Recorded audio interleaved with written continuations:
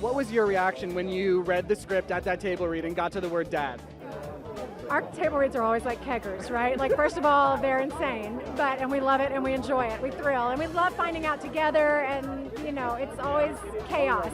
That table read was nuclear. Like, I'm sure they heard us across the lot. Chairs were thrown, hair was thrown, like just everybody went crazy.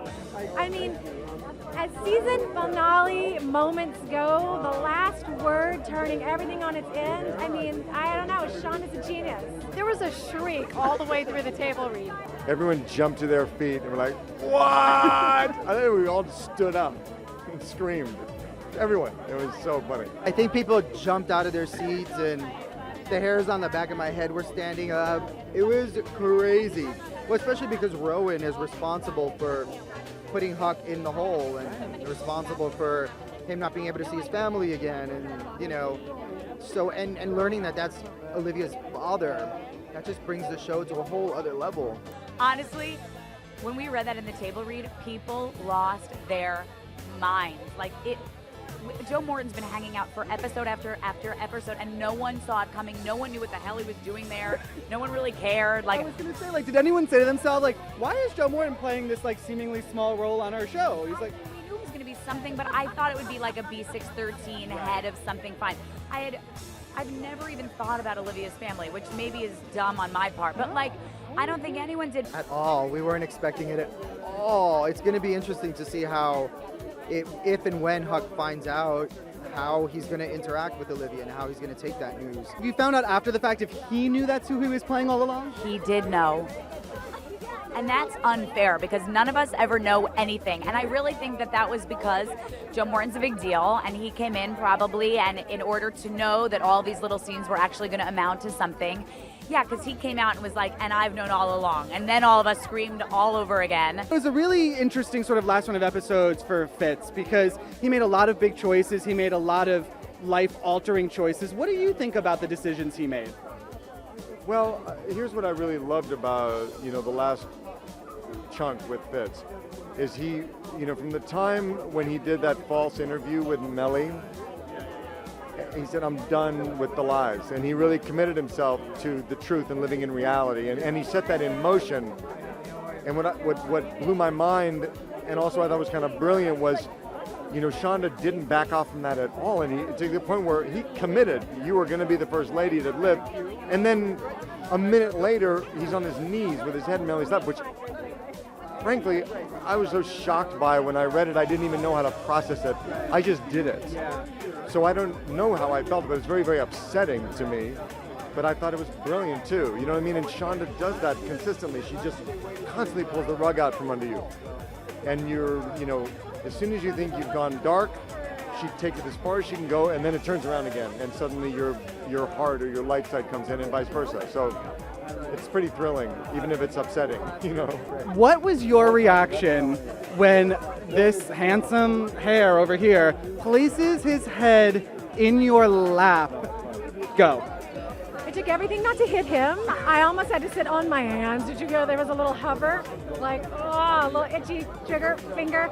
But then I love him so much. It melted my heart. And the way he came over, and even on the day, take after take, the way he came over with the whole contrition and our wonderful, nuanced, complex relationship all written all over his face. And then to have him kneel down and put his little head, look, it's Melly's dream.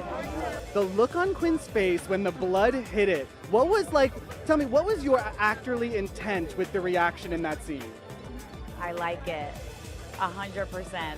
When the blood hit my face, it's corn syrup, so it tastes really sugary, and that's delicious.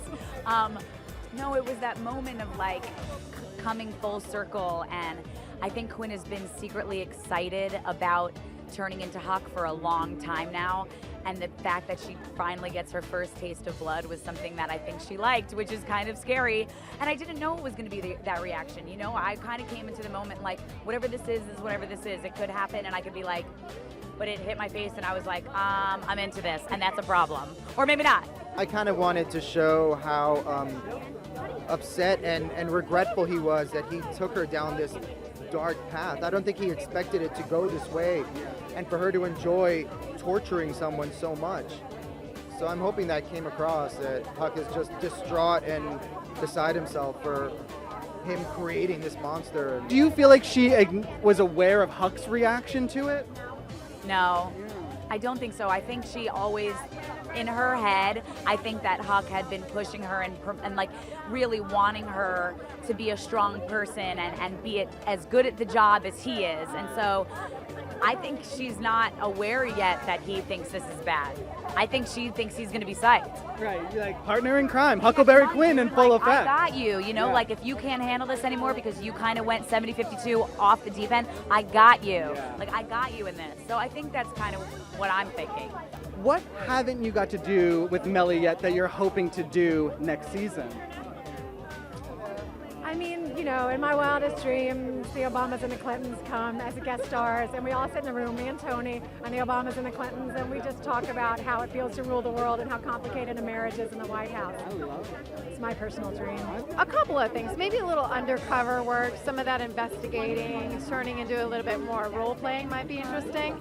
Maybe firing that gun that she always talks about and finally pointing to Charlie. But I'm most curious about the idea that Abby was put in an arranged political marriage, and we just heard about it, but we don't know anything about it. What kind of woman was Abby back then to agree to that? Because can you imagine anybody asking Abby to do that now? She would over my dead body, You right? get like punch in the face. Yeah, right. So it would be fun to explore the backstory a little bit more, and I think it would help maybe shed light on why she is so sort of the way she is. I want to see Huck go to Disneyland and like have a really happy day. Something tells me that's not happening, Jeremy. No, I'm already like preparing myself for all the darkness that all the dark places I have to go for this next season. It really is. It's tough. You know, it's hard to shake this character, and it sticks with me. It's a tough role, but it's worth it. It's so worth it. I'm kind of hoping for that. I mean, I'm kind of hoping for her to meddle a little bit in dangerous territory with addiction, with adrenaline rush, with all these things. I think that's really interesting as an actress to play, and I don't have any of those problems in my real life, thank you God. You know what I mean? So like, I think that would be really fun to play. I also think it would be a really fun conflict to play with Huck when she realizes that he's not into this. Of course, everyone asks me if Huck and Quinn are going to get together sexually. I think they're brother and sister. I agree. I mean, I really think it's a mentor-mentee thing, but who the hell knows? I mean, it's Scandal. Anything's possible.